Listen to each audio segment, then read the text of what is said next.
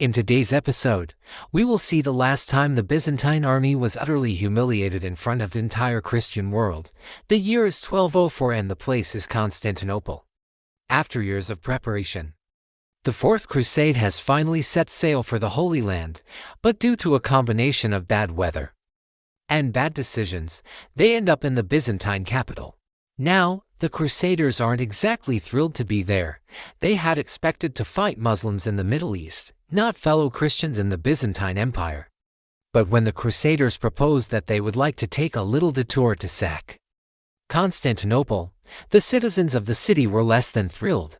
And so, Emperor Alexios refused the Crusaders' entry into the city and instead ordered them to be attacked.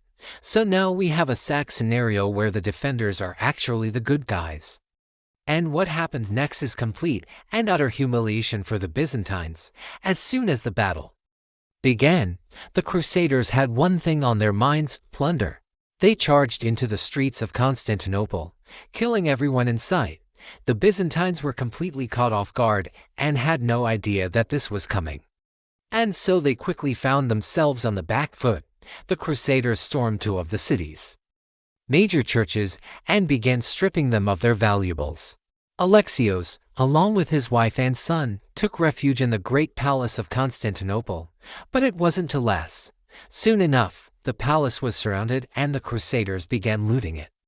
Alexios managed to escape through a secret passageway, but he would later be captured and imprisoned by the Venetians. The sack lasted for 3 days, and in that time the Crusaders pillaged the city, taking whatever they wanted and killing anyone who got in their way. It was an absolute nightmare for the Byzantines, and it would take years for them to recover.